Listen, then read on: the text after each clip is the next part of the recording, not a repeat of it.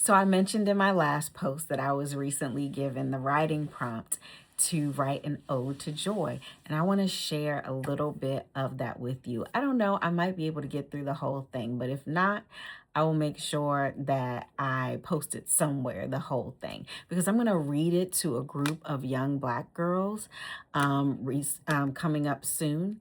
And I'm really excited about doing that, about making sure that they see an adult Black woman talk about how important joy is. So I took a little creative license because I'm a writer and I'm a creative, and that's what we do. This is my art form. And I wrote an ode to joy as my most beloved sister friend.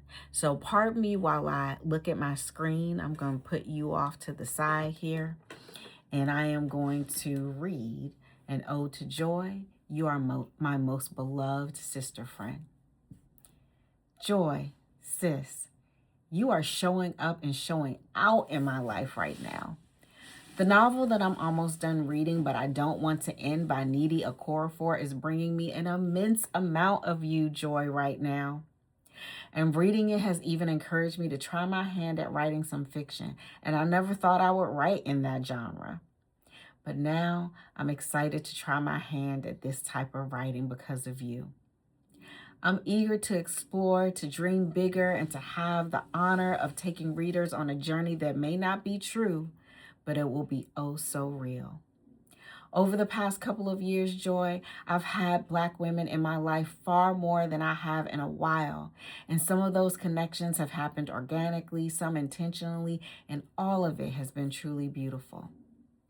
Joy, girl, this year I've decided that I was going to be more in these streets with my writing, as well as my message and my mission to get at least 1,000 Black women talking about and engaging in daily self-care. So to support this vision, I've been on the podcast trail. And even though all podcasts are not created equal, they have all been so wonderful and interesting. And Joy, you have shown up in that part of my life each and every time. Joy, my friend, I didn't even realize how much you would show up after I was done color coordinating all of the books on the bookshelves in my home office, but you did. And I was so glad that you did, because just looking at them has my heart bursting with you, Joy. But Joy, sister, I did know that I'd be seeing you and feeling you in your fullest expression and fullest representation when my long-held dream of having a house husband was finally realized, when my husband retired from his job.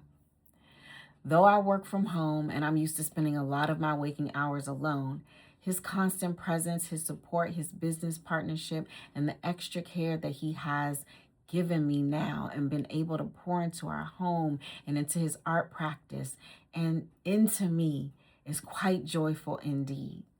Like, girl, he's taken over all the cooking, so much so that he asks me every day, what do you want for breakfast and lunch and dinner? And I answer him, and within 30 minutes or less, a delicious meal appears.